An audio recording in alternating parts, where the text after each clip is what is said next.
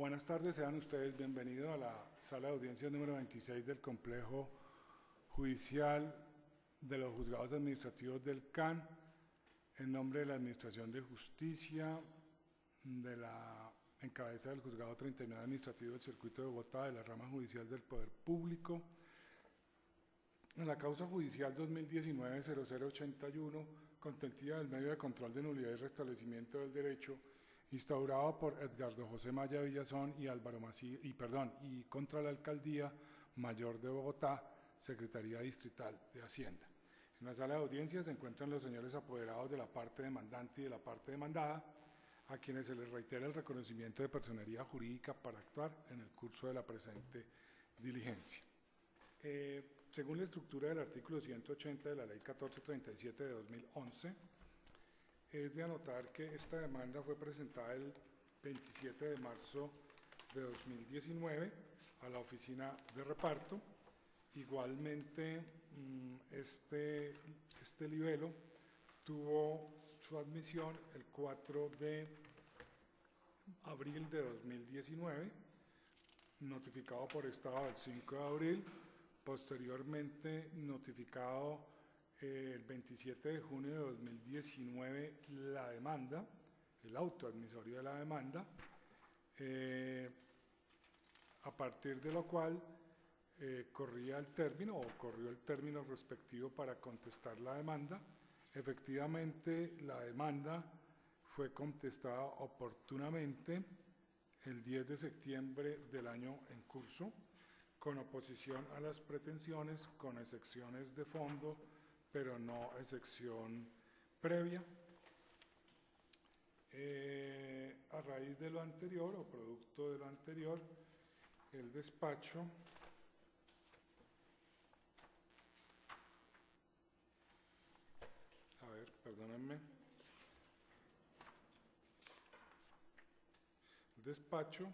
o secretaría más bien, por fecha del 20 de septiembre de 2019, hizo el traslado de las excepciones, cumplido el mismo por fecha del 23 de octubre de 2019, fue fijada fecha y hora para el día que hoy nos ocupa.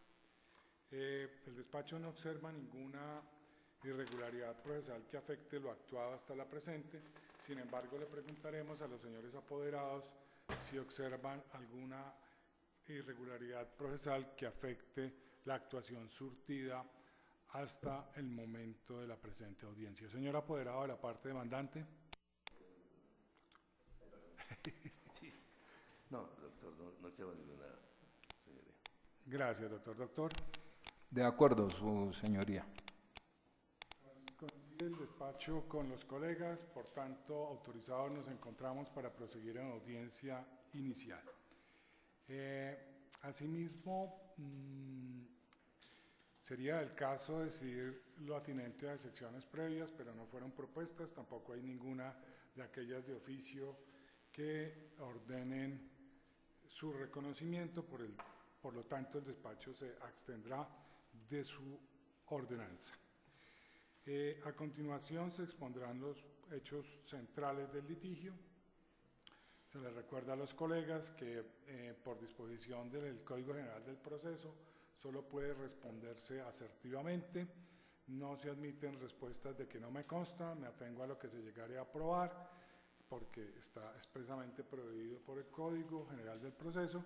Y de otra parte, recuérdese que las manifestaciones que pudiera llegar a ser una entidad pública respecto de que un hecho es cierto no implica confesión, sino simplemente la exclusión de la prueba de ese hecho.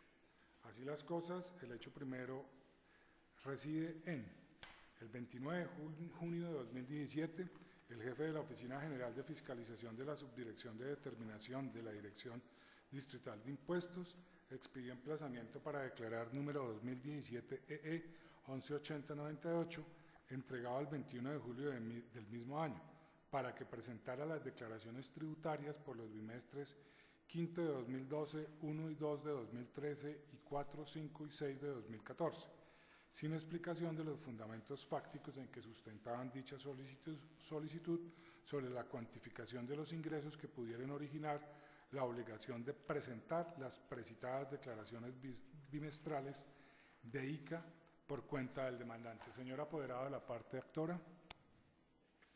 Sí, está correcto. Sí.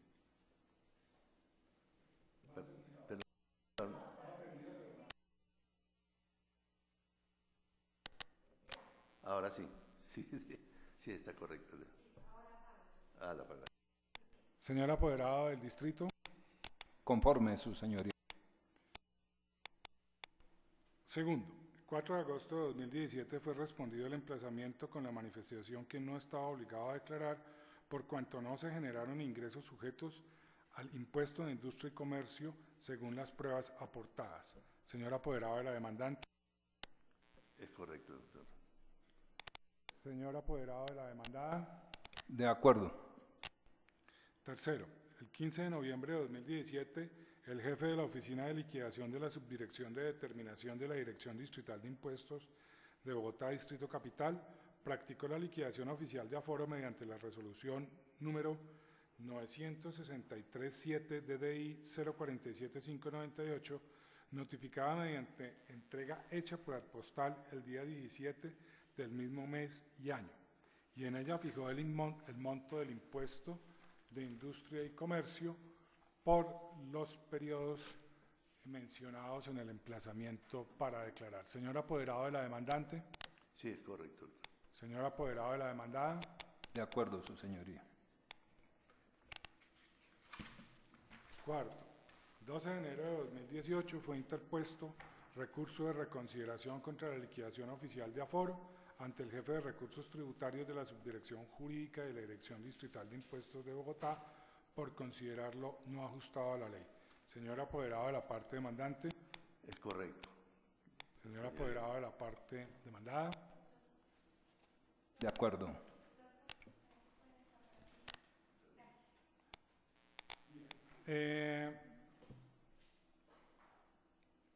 La administración. Quinto, la administración con posterioridad profirió el acto que resolvió el recurso de reconsideración contenido en la resolución DDI 059368 del 14 de noviembre de 2018,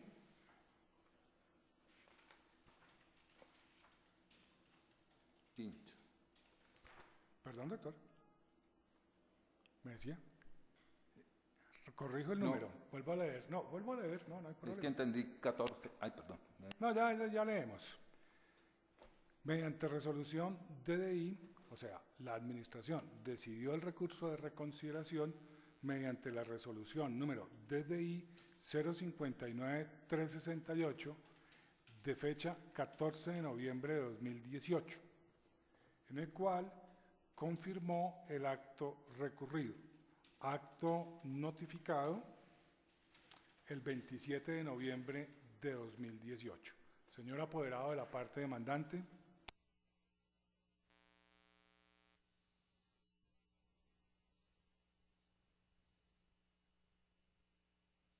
La resolución modificó en la parte de los últimos. Excúseme, hago una corrección. Confirmó parcialmente la liquidación oficial de aforo y dejó vigentes, perdónenme, hago la aclaración, dejó vigentes unos bimestres 2012-5, 2013-1 y 2013-2 e igualmente determinó la sanción correspondiente. Señor apoderado de la demandante.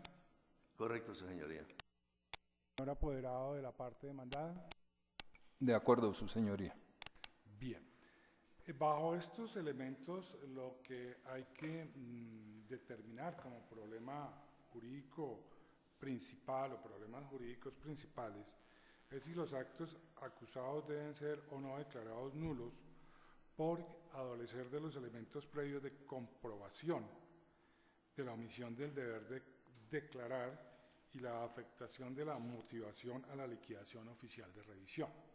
Igualmente, pues, dependiendo de si se supera o no esa fase del proceso, habrá que analizar fundamentalmente si pues hay ingresos gravables con el impuesto de industria y comercio por los periodos anteriormente reseñados en el acto que resolvió el recurso de reconsideración. Fundamentalmente, pues estas son como las dos inquietudes principales. Por supuesto, el despacho podrá absolver otros aspectos que se desprendan de la fijación del litigio, del decreto y práctica de pruebas y de los alegatos de conclusión que las partes presenten en su oportunidad procesal. Con relación a la conciliación, pues ya esto es materia tributaria, no es un asunto conciliable, a no ser de que haya presentado conciliación el doctor allá en el distrito antes del 30 de octubre, ¿era 31 de octubre? ¿Era que tocaba? Sí. Listo, doctor.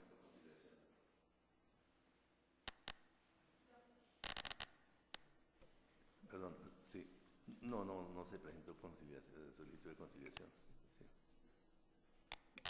Gracias, doctor. Entonces, pues evidentemente, pues como no hay trámite de conciliación como resultado de la ley de financiamiento, declarada inexequible por la Corte Constitucional, pero a partir del otro año, ¿no? Que es muy curioso porque eso lo decreta inexequible, pero no lo de los banqueros, ¿no? No entiende uno cómo, bajo el mismo rasero, si manda un condicionamiento a futuro, el de lo grueso de la reforma, pero efectivamente para un sector específico de la economía no, pero bien.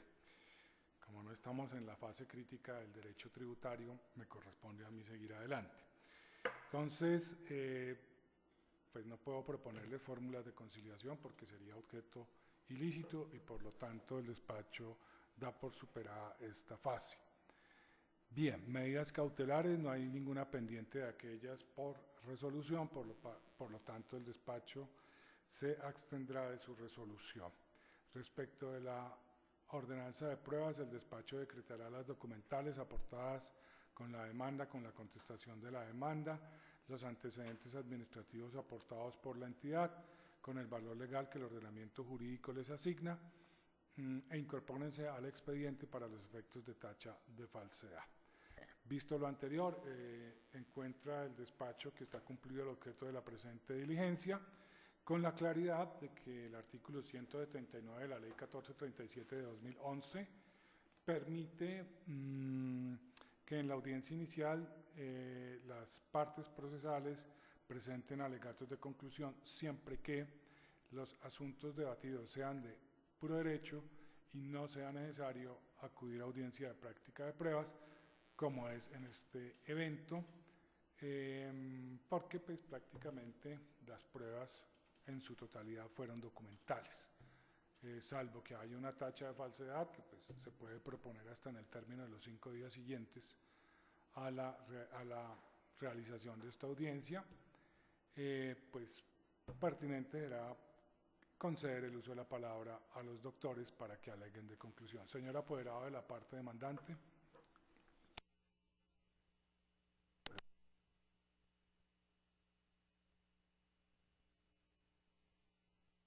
Doctor, hay una prohibición en el Código General del Proceso de retrotraer las actuaciones orales a lo escritural. Pero, yo insisto en los argumentos presentados inicialmente por la demanda y quiero hacer acotación a una manifestación que hizo el doctor apoderado del distrito, el doctor Pedro Blanco Suárez, en el sentido de que la declaración de renta que se tomó para comparar con las declaraciones de ICA y IVA, no aparece declarado lo correspondiente a la venta del apartamento, y al cual se solicitó que se detrayera de la base gravable. Sin embargo, quiero manifestar que en el reglón 38 de la declaración de renta aparece un concepto del formulario de declaración de renta, por ejemplo, que dice otros arrendamientos, otros intervenientes arrendamientos, etcétera. Otros arrendamientos, etcétera. En el instructivo para la elaboración de la declaración de renta, la DIAN informa lo siguiente: escriba en esta casilla el valor de las ventas netas efectuadas en el año, es decir, descontadas las devoluciones, rebajas y descuentos de ventas, y el valor de los ingresos recibidos en el año laborable 2013, que sean diferentes a los incluidos en las casillas anteriores, tales como los provenientes de arrendamiento de bienes muebles e inmuebles, ventas de activos poseídos por menos de 2 años, indemnizaciones diferentes a las laborales e ingresos por actividades agropecuarias. En ese renglón al que estamos haciendo referencia, en donde aparece la suma de 562.822 de la declaración de renta, eso está conformado por los siguientes conceptos: por arrendamientos recibidos del link inmobiliario por la suma de 2.132.500 según certificado que se acompañó a la demanda. El segundo, por la venta de 98 novillos en pie según factura 049 que se acompañó a la demanda por la suma de 159.464.212. Y tercero, por la venta del 50% del apartamento enajenado según según escritura número 087 del Círculo de Bogotá por la suma de 336 millones. Como el avalúo catastral era de 802.502, para efectos tributarios se escoge el mayor valor entre el precio de venta y el avalúo.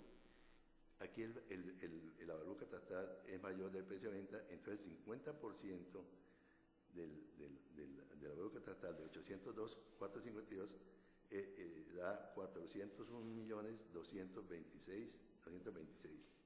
Si nosotros sumamos esas tres partidas, 2.132.500, 401.226 y 156.462.212, da exactamente el valor que aparece en el renglón 38 de la declaración de renta, o sea, la suma de 562.822. Eso está incluido como ingreso bruto dentro de la declaración de renta.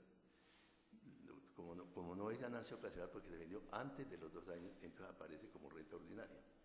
Ese valor fue el que se solicitó, se debe tener en cuenta al momento de practicar la liquidación oficial, porque sí está incluido en la declaración de renta, cosa que el apoderado del distrito, el señor apoderado del distrito, pues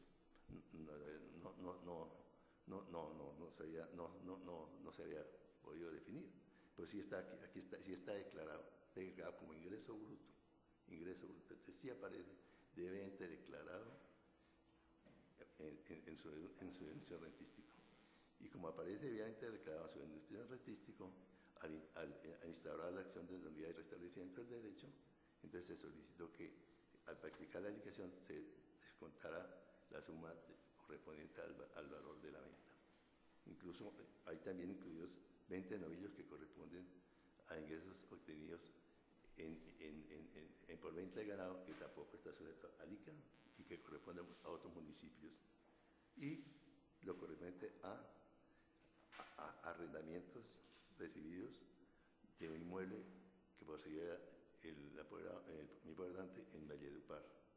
Lo mismo pasa en el caso del año 2012, donde aparecen unos arrendamientos recibidos también de un inmueble que poseía en Valledupar. ¿Ok?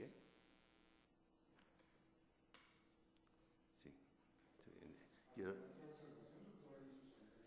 el otro, doctor, quiero hacer acotación a lo siguiente.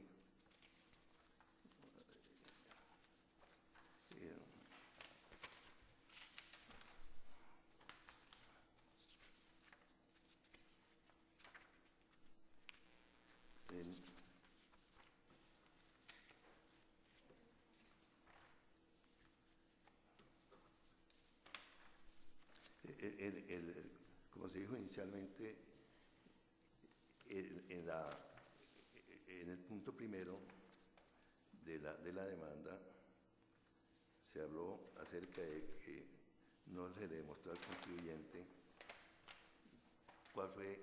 cómo había comprobado la administración los ingresos recibidos. Y entonces, en el procedimiento para declarar, únicamente le relacionaron unos valores. Declaración no presentada para el año 2012, bienestes tales y tales, exactamente. Pero no se le explicó de dónde provenían esos ingresos, cómo se legitimaban esos ingresos. Y aún más, en la misma liquidación de revisión, tampoco se hizo una explicación detenida de dónde provenían los ingresos. Solamente cuando se resolvió el recurso de reconsideración, entonces sí se hizo una explicación de la procedencia de esos ingresos. ¿Correcto? Entonces eso hace que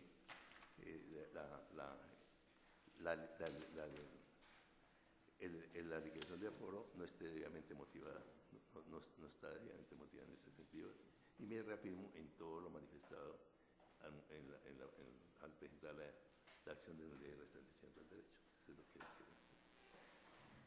Gracias, doctor. Señor apoderado del Distrito Capital. Pero antes de eso, doctor, usted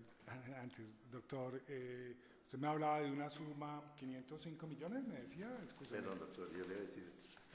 Porque es que a mí me da, pues... Arrendamiento... me da 504, 775, 352. Si yo no, sumo... doctor, le voy a decir. Arrendamientos recibidos, 2.132.500, según el certificado que se aportó a la demanda. 2.132.500, ¿correcto? Venta de apartamento por avalúo catastral, 401.226.000. Doctor, ahí tenemos un tema, ¿sí?, que le quiero precisar porque es que la escritura me está apareciendo por 336 millones de pesos. Sí, sí, doctor, y para efectos tributarios se toma el mayor de los dos. Si el avalúo catastral, el 50% del avalúo catastral es mayor que el precio de venta, se toma el mayor de los dos. O sea, ¿Y usted lo declaró por eso? Y se declaró por el avalúo catastral como lo manda la norma tributaria, pero el ingreso es de 336. Entonces se tomó en 401.226. No, yo tengo incluso aquí... No, siga haciendo el recuento. Y la venta de novillos en pie, según factura general cuantitaria, que también se acompañó a la demanda, por 464.212. Al sumar esas cifras, esas partidas, nos da 562.822.712, que es el valor que aparece en el renglón 38 de la declaración de renta en otros ingresos. ¿Ok? En la declaración de renta. Perfecto, doctor. No, era simplemente de esas verificaciones y de recordar ciertos argumentos. Ya después miraremos qué situación, y pues el contribuyente es en principio quien va determinando unos aspectos que son de interés. Sí. Lo que pasa es que, bueno, después ya les digo cuando estemos en la parte del pronunciamiento, si lo hay en esta audiencia. Doctor, por favor.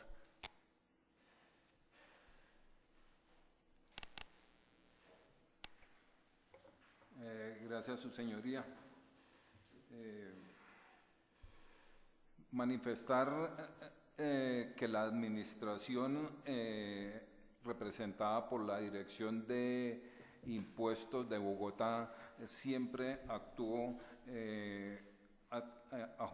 sus actuaciones se ajustaron a la ley y a la Constitución, todo acorde a la normatividad vigente y con el ánimo de hacer una justicia fiscal.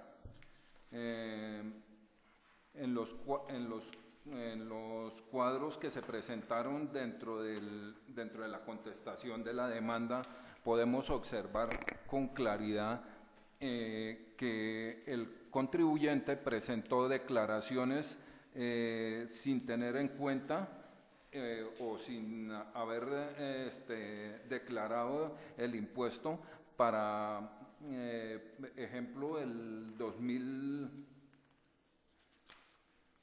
para el 2013, para el 2012 tuvo ingresos por efectos de prestaciones prestación de servicios profesionales, las cuales no se declaró el impuesto como correspondía.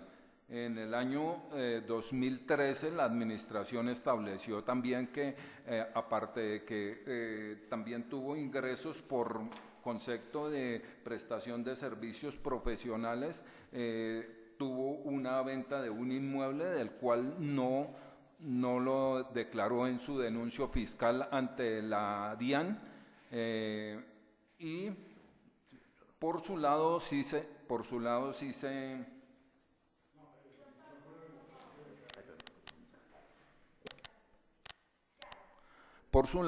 hace unas retenciones que pues no comparecen con la realidad tributaria que debía presentar. La administración logró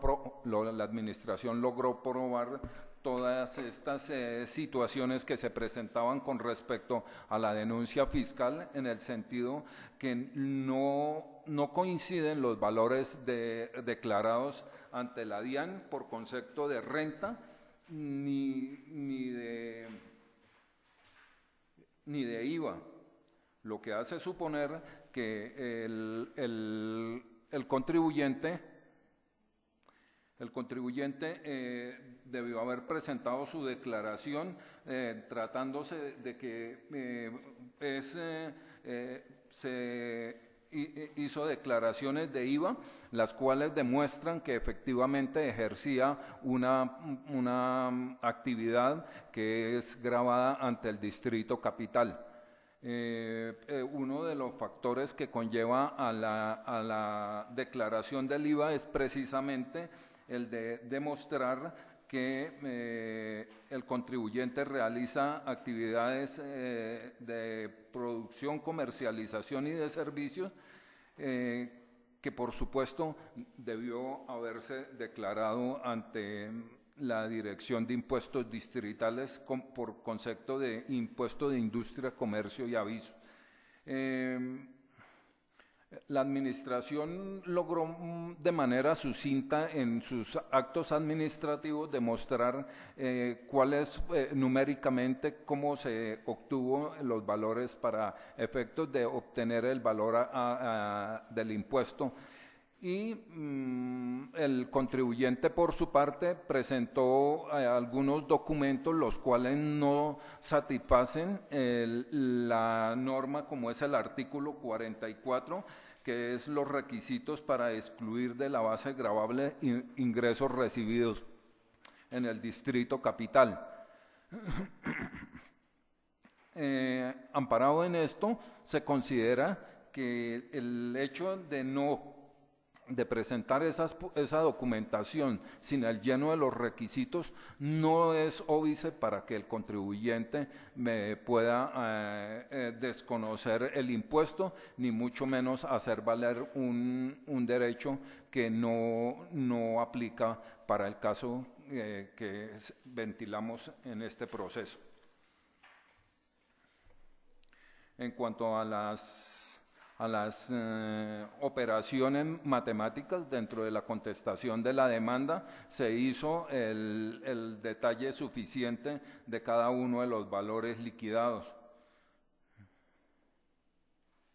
La venta del inmueble, como lo dije anteriormente, no fue reportada en sus denuncios fiscales ante la DIAN, pero sí hizo retenciones que desde luego debían haberse practicado con la entera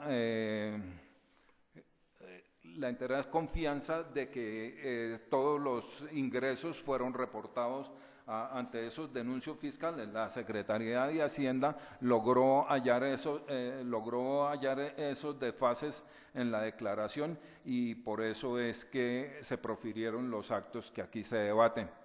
En lo demás, en razón a que el contribuyente no logró desvirtuar las imputaciones que le logró demostrar la administración, ruego a su señoría fallaron desfavorablemente las pretensiones de la parte demandante. Muchas gracias.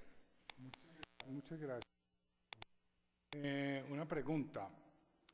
Yo lo que veo en los actos acusados, o más bien en el emplazamiento y en la liquidación oficial de aforo, es que la administración llama al contribuyente porque él está con el Código de Actividad SIU, actividades jurídicas en ejercicio de una profesión liberal.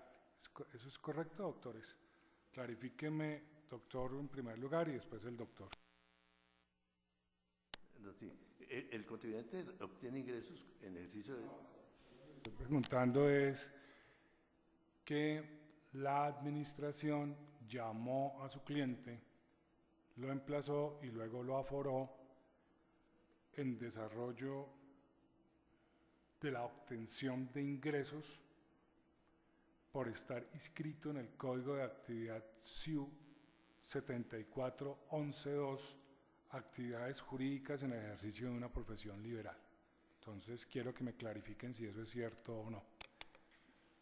Sí, es cierto en el sentido de que él obtuvo ingresos provenientes de una actividad profesional jurídica, una actividad jurídica profesional, pero aparte de eso, de acuerdo a la declaración de renta, percibió otros ingresos que no son susceptibles de ICA, como son los obtenidos por la venta del apartamento y también los arrendamientos de un inmueble ubicado fuera de Bogotá, allá en Valledupar, como también la venta de ganado, que se hace, no está sujeta al impuesto al ICA y se realizó fuera del distrito capital, o sea, extraterritorial. Son ingresos extraterritoriales. Doctor. Señoría, en cuanto a ese tema tenemos que hacer claridad lo que es las actividades jurídicas en ejercicio de la profesión y algunos salarios que él reportó, los cuales se discriminaron cada uno en la forma como debían presentarse. Los salarios, por su parte, como no son grabados, no se tuvieron en cuenta para efectos de proferir la liquidación de aforo. Por su parte, lo que es la actividad del ejercicio liberal que corresponde a prestación de servicios, estos sí están grabados según el CIU. Básicamente a eso se refiere esa aclaración. Doctor, creo que esto es de las cosas que parece que la administración habla un lenguaje, el contribuyente habla otro y parece que ahora yo también estoy hablando otro. Sí. Entonces, muy sencillo. Al contribuyente lo llamó la administración porque tuvo unos ingresos, pero adicionalmente lo llamó fundamentalmente por el ejercicio de actividades liberales. Si eso es así, como evidentemente así lo es, porque así fue que lo emplazó, Sí. eso no es ni actividad industrial ni actividad comercial, sino actividad de servicio. Es correcto.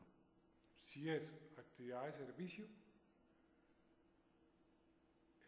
y no es comercial, no está obligado a llevar contabilidad. No. Pero no significa que no deba tener registros contables, de alguna manera. Y deba tener alguna documentación, soporte de sus actividades. Segundo, los bimestres que crearon fueron, a ver, corríjanme por favor, el quinto bimestre de 2012 y primero y 2 de 2013, ¿cierto? Sí, es el tema. Sí. Listo, perfecto. Entonces, sobre esos presupuestos vamos a seguir. Cuando yo observo el emplazamiento para declarar,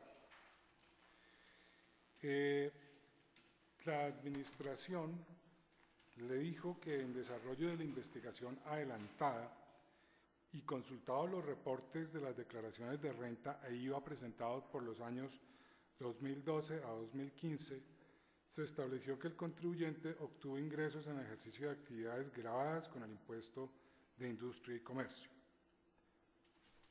Le establece los bimestres, pero no le dice qué actividades. No le dijo, se las dejó abiertas, absolutamente genéricas.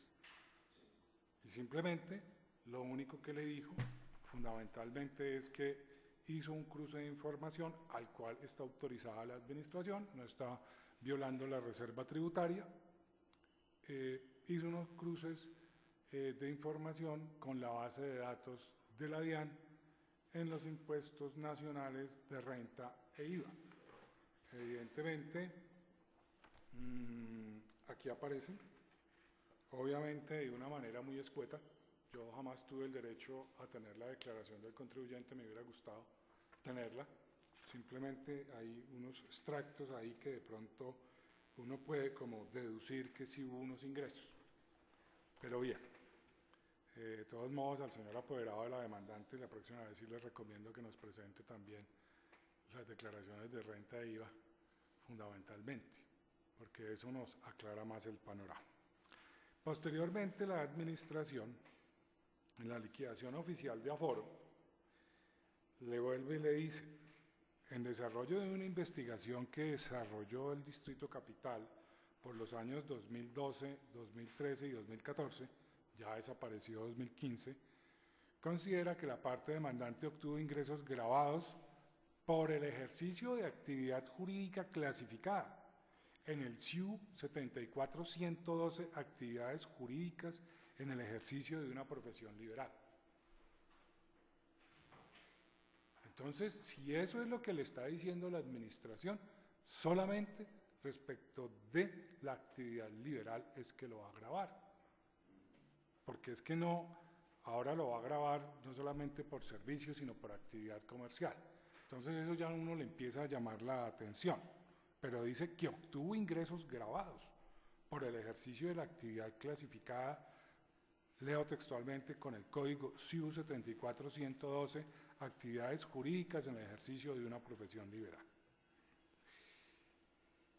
Igualmente, le traslada la carga de la prueba al contribuyente, basado en la presunción de veracidad de las declaraciones del artículo 746 del Estatuto Tributario, para afirmar fundamentalmente que fue con base en los denuncios privados del contribuyente que pudo determinar los ingresos gravados con el ICA. Y que por tanto, así como lo hizo en el emplazamiento, que ha determinado que el contribuyente incumplió sus obligaciones tributarias.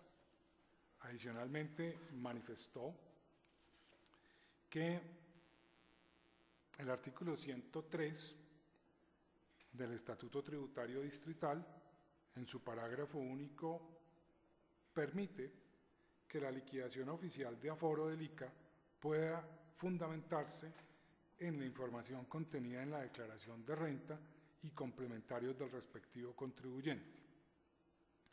Le insiste igualmente en la liquidación oficial que hay una serie de presunciones legales que admiten prueba en contrario, no menciona cuáles presunciones, no le dice, bueno, salvo por la única presunción que puede uno decir que la presunción de veracidad de las declaraciones, pero el resto de todo el recetario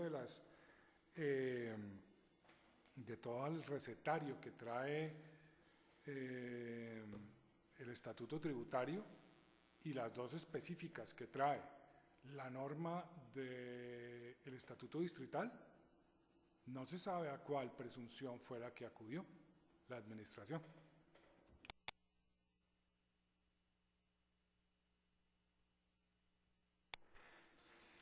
Entonces, pues, uno empieza a mirar ciertas situaciones que le llaman a uno la atención.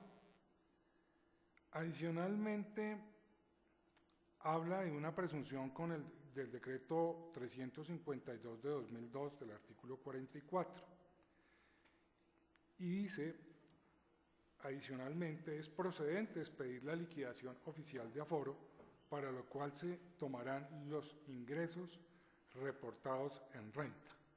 O sea, ya considera que las de IVA no, sino solamente se va a ocupar del impuesto de renta. En ese sentido, lo que uno y la misma administración lo dice, es que es más parecido el IVA LICA que la renta LICA, y que es más posible uno obtener comprobación de ingresos con base en la declaración de IVA para trasladarlo a LICA, obviamente si tiene la prueba. Pero la administración decidió tomar el impuesto de renta. Decisión de ella, eso sí, pues nadie aquí está diciendo que pues no lo pudiera hacer. Otra cosa es qué efectos tiene esa circunstancia.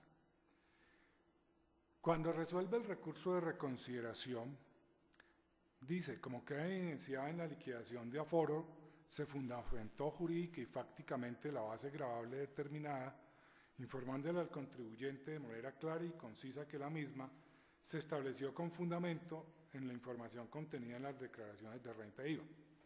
Ahí tiene aparentemente una contradicción. Y después dice,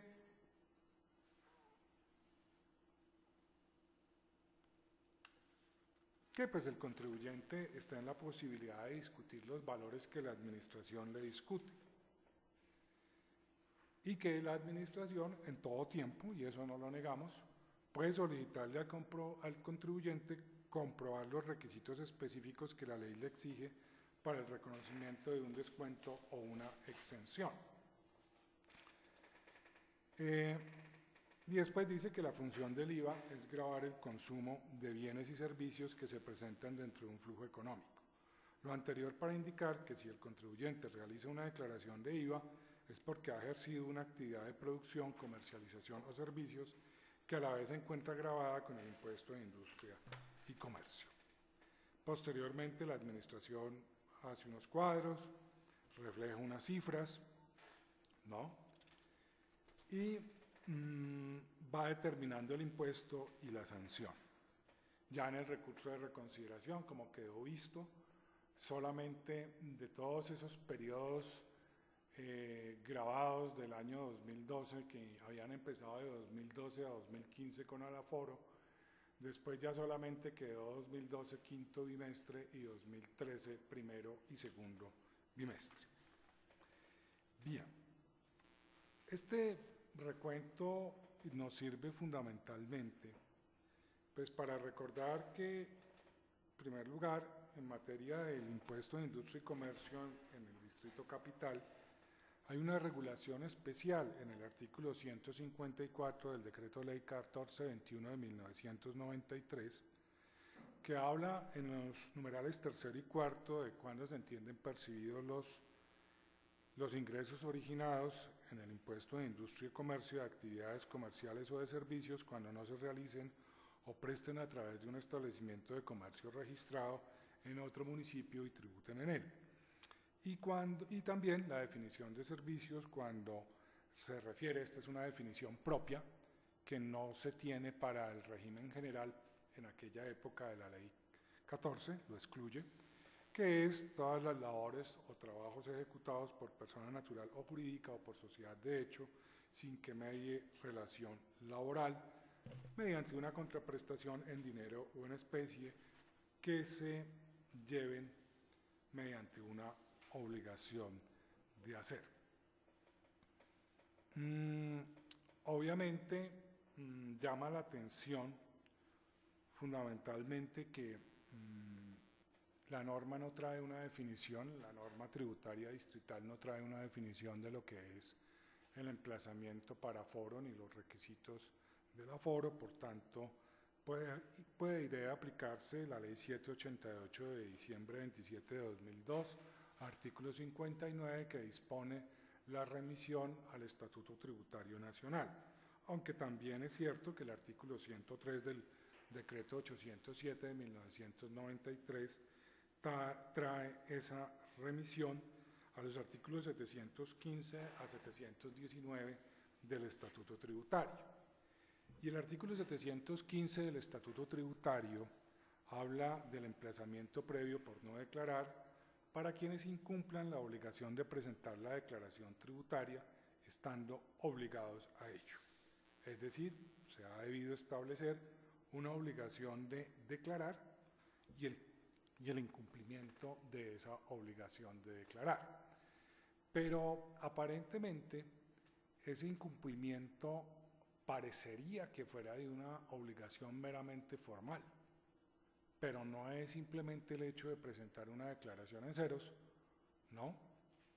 O una declaración sin pago, sino que también al hecho mismo del deber sustancial. Entonces, ahí es donde se empieza a analizar si evidentemente la administración en este caso realizó todas las tareas de comprobación que eran necesarias, y si no, qué fue, en qué adoleció y si ese defecto pudo o no haber afectado fundamentalmente la expedición de los actos administrativos acusados. E independientemente de que el emplazamiento para declarar no sea un acto definitivo, sí es un presupuesto básico para expedir la liquidación oficial de aforo. Entonces, claro, según el artículo 715, debió haber una comprobación previa del incumplimiento de una obligación. Y esto es muy importante. Ahora, como ustedes lo van a encontrar en la sentencia, la parte demandante acudió a un fallo del año 2006 de Juan Ángel Palacio.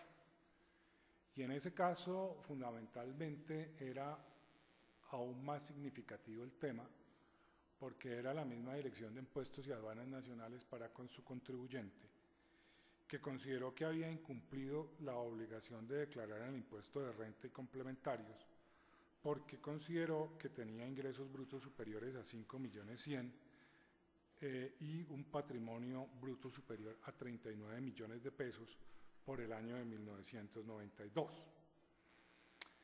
Dijo en esa ocasión el Consejo de Estado que debería precederse la liquidación oficial de aforo de una labor investigativa y fiscalizadora, ¿cierto?, para establecer, pues no que se mirara y se observara en una base de datos si la persona declaró o no, porque es que declaró o no implica el establecimiento de una obligación. Hasta ahí no ha pasado nada. Simplemente el que no declaró, pues no aparece declaración, pero no sabemos por qué no declaró. Y entonces, evidentemente, en ese momento el Consejo de Estado decidió que la decisión basada simplemente en la falta de demostración de los ingresos y patrimonio obtenidos por el año gravable de 1992 no puede ser de recibo, pues como se ha expresado, además de que la administración tributaria, al practicar la liquidación de aforo, debía previamente comprobar que la contribuyente cumplía las condiciones del artículo 592 del Estatuto Tributario para estar obligada a presentar la declaración de renta, y debió indicarle a la contribuyente el sustento normativo por el cual consideraba que su respuesta al emplazamiento no había sido satisfactoria, es decir, soportar la obligación de probar los ingresos y el patrimonio. Y por eso, dice, el Consejo de Estado vulneró el artículo 715 en cuanto a la previa comprobación de la obligación de declarar por superar las cuantías establecidas para cada grupo de personas naturales.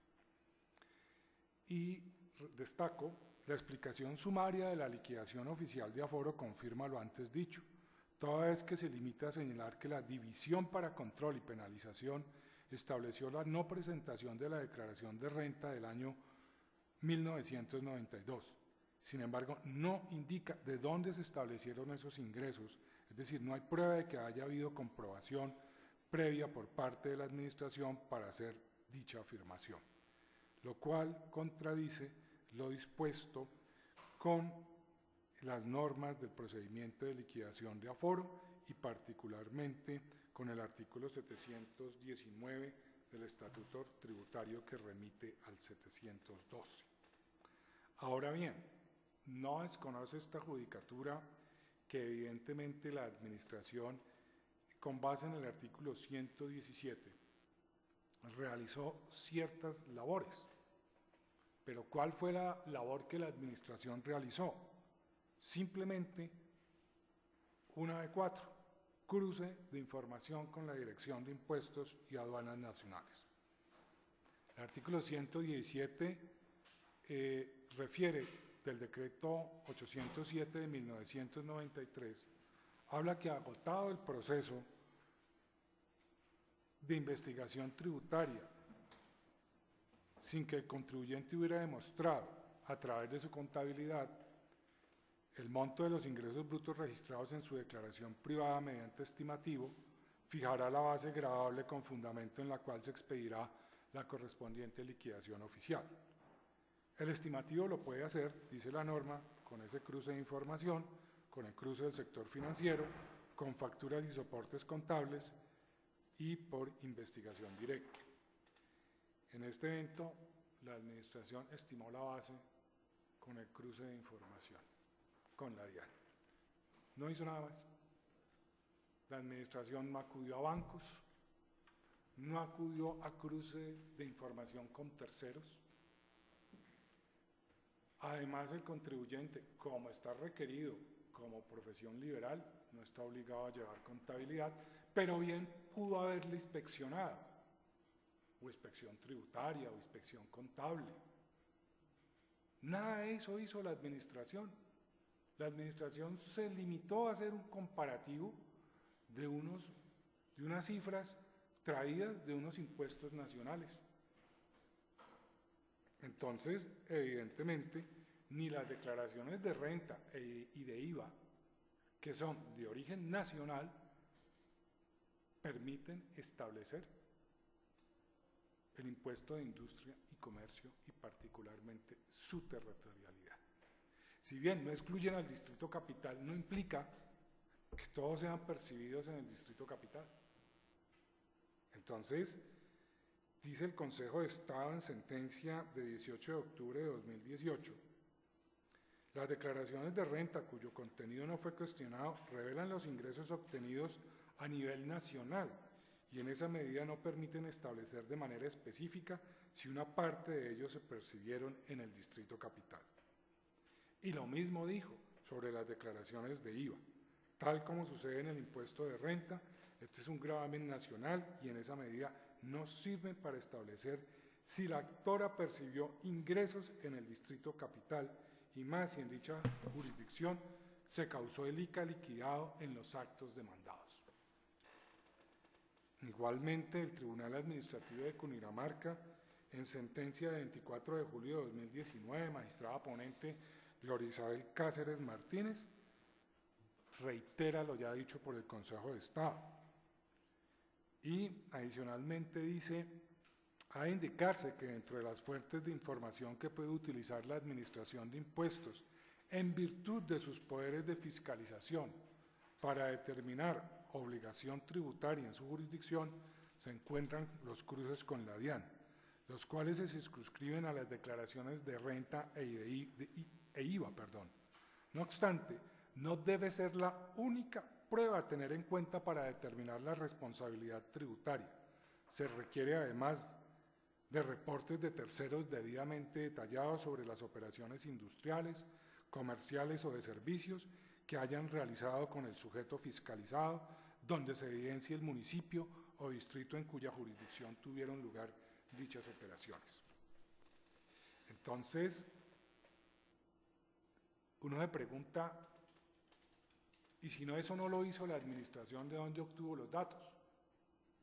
Si no fue a campo y no confrontó una verificación de los mismos. Entonces la administración dice en sus actos que acude a los artículos 754 y 754.1 de indicios.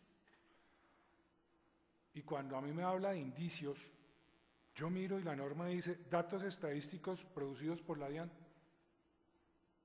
¿Pero cuáles datos estadísticos? ¿Es la declaración de renta del contribuyente un dato estadístico? Es la declaración del contribuyente. Entonces, los datos estadísticos producidos por la DIAN constituyen indicio grave en caso de ausencia absoluta de pruebas directas para establecer el valor de ingresos cuya existencia no haya sido probada. Pero a mí no me dice la administración cuáles datos estadísticos tomó de la DIAN para liquidar los tributos por impuesto de industria y comercio. Entonces, no se entiende cuáles son los datos estadísticos. Y de las presunciones de los artículos 756 a 762, la administración tampoco me indicó a cuáles presunciones acudía.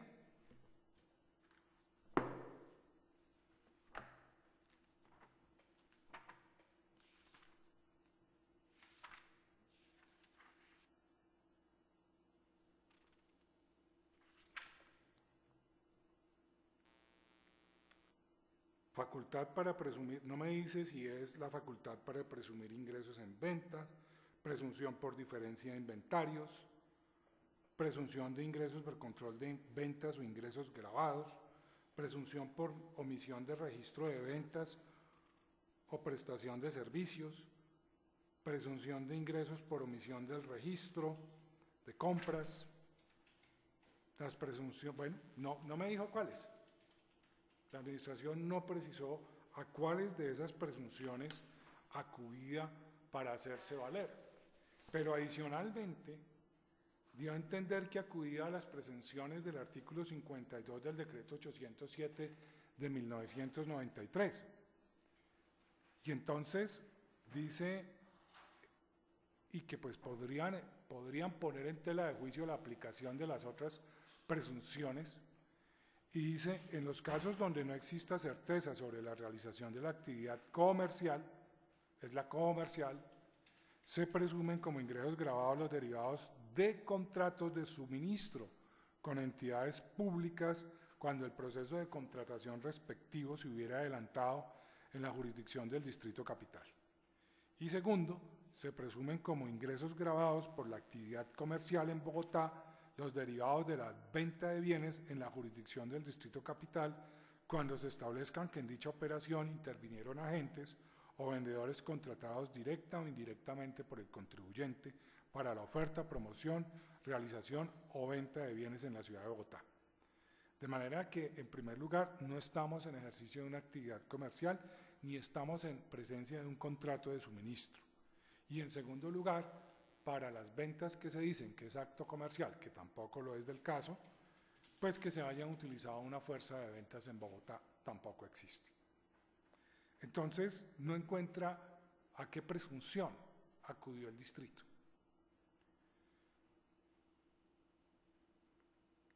Ahora, no puedo desconocer que la administración sí hizo un hallazgo numérico de ingresos del contribuyente. Eso fue lo único que hizo la administración. Pero el incumplimiento de la obligación de declarar no está demostrado. No hay un elemento de reiteración o de constatación luego de ello. Las cifras de la DIAN que demuestran ingresos de carácter nacional anualizados en renta y por bimestre en IVA no son suficientes. Y en este caso, importante resulta citar sentencia del 29 de octubre de 2015, expediente 2014-750, ponencia del doctor Molina Torres, que pues lo primero que dice fundamentalmente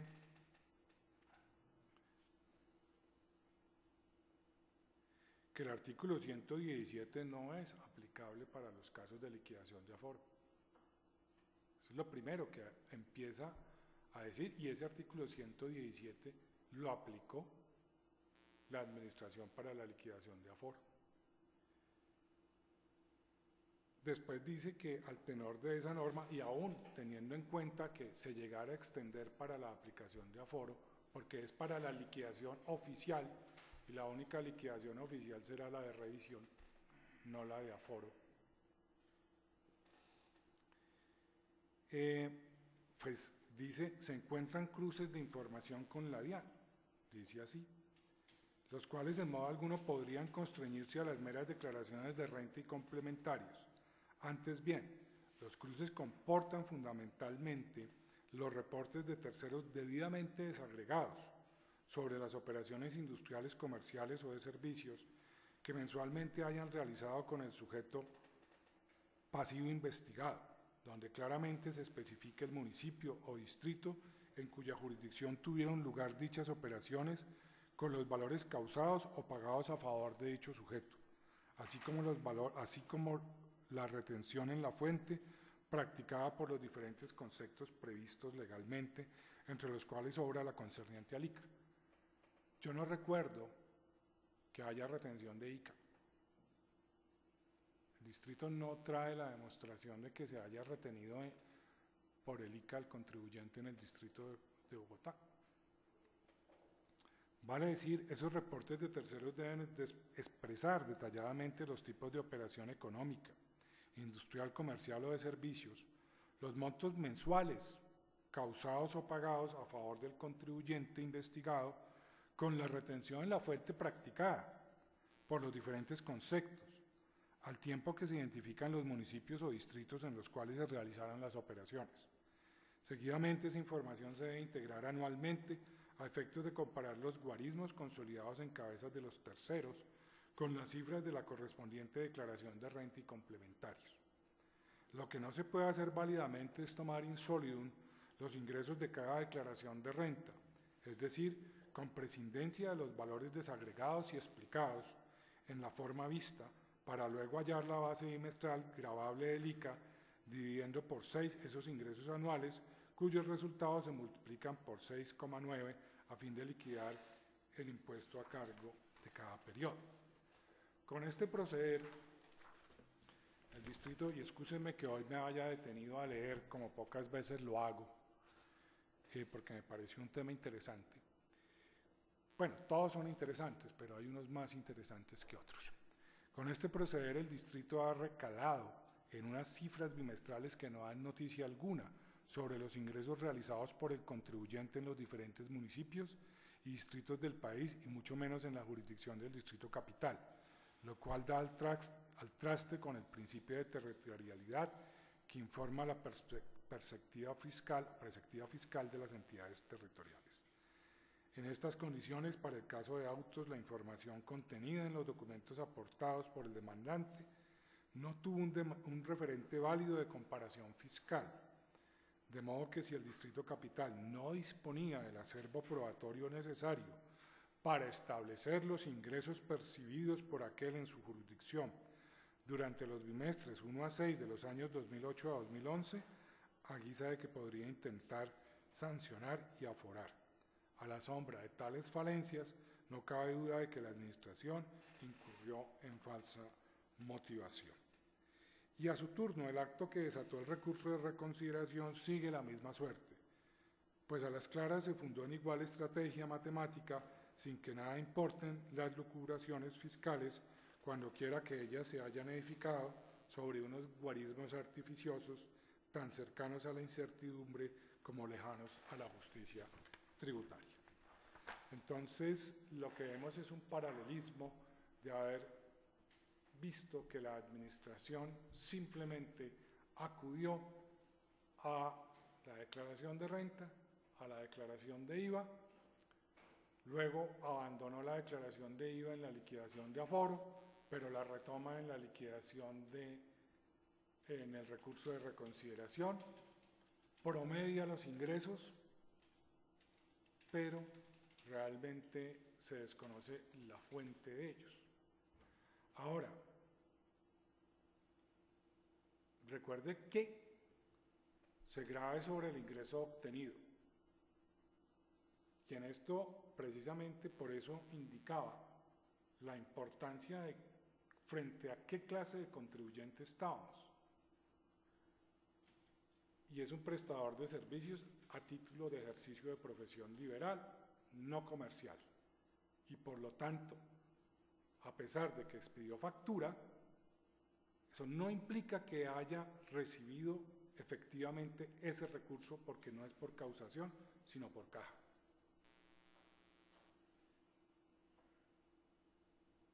La administración ha ido a hacer cruces de información con las cuentas del contribuyente.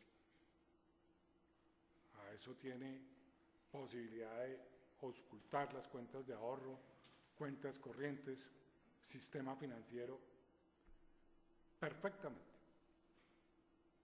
Es más, hubiera podido determinar con esas el sitio de las consignaciones, al menos, ahí sí como se dice, un indicio de dónde provenían esos ingresos.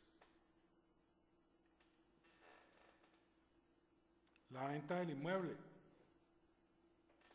La administración nunca dijo que fuera actividad comercial del contribuyente.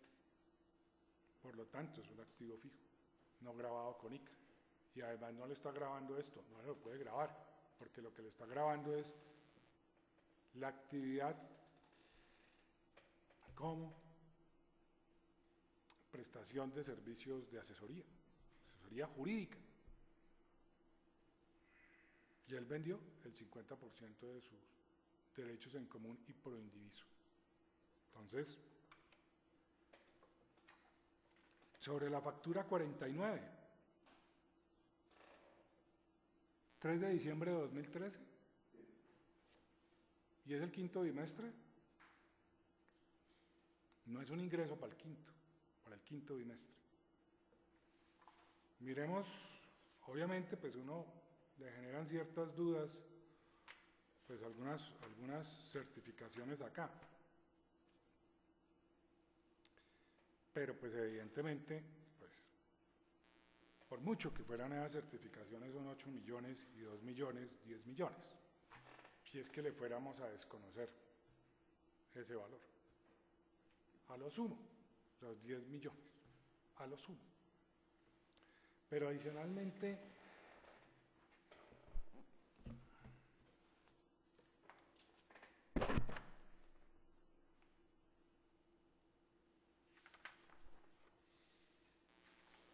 la factura 28, 10/08/2012, cuarto bimestre, no entra.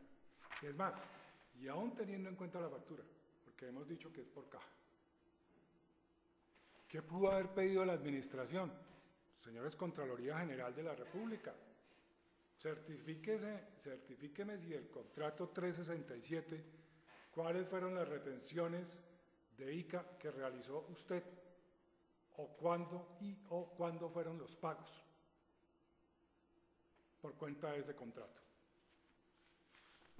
Entonces, y la otra es, una es por 10 de agosto del 2012 por 12 millones, incluido el IVA, otra el 12 de diciembre de 2012,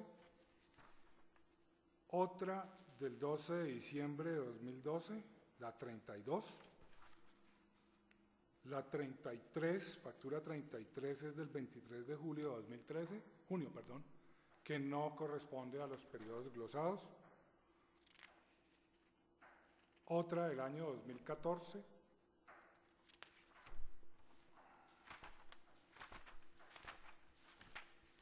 y pues, si la administración hubiera inspeccionado al contribuyente, pues hubiera podido determinar seguramente dentro de su facturero, si es que la expresión así me lo dice, si hubiera o no tenido los ingresos que la administración está extrañando. Entonces, bajo estas circunstancias, el despacho considera que debe decretarse la nulidad de los actos administrativos demandados. Realmente muy discreta la labor de la administración, demasiado discreta.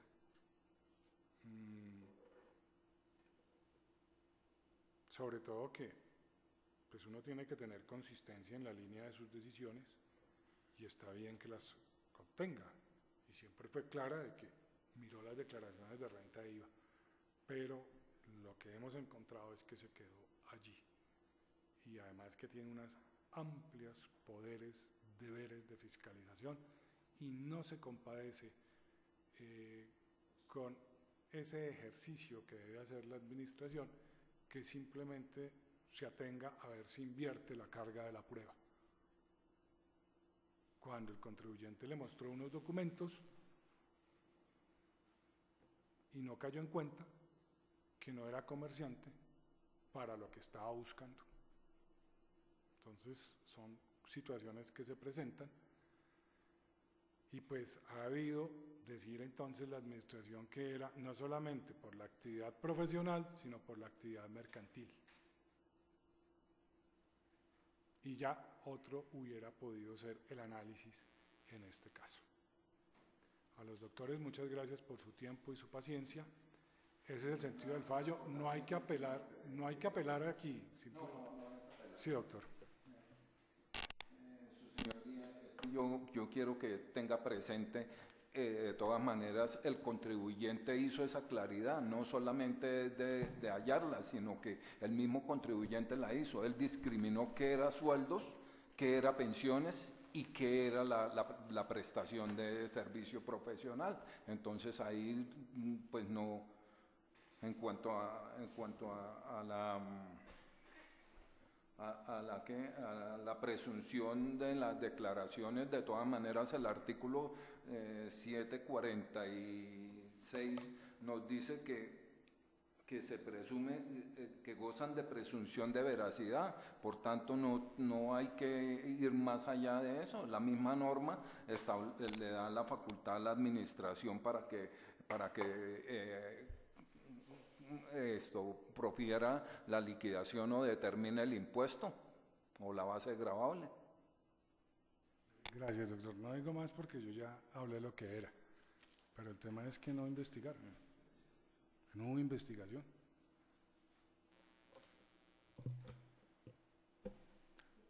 Listo, muchas gracias. Bueno, gracias.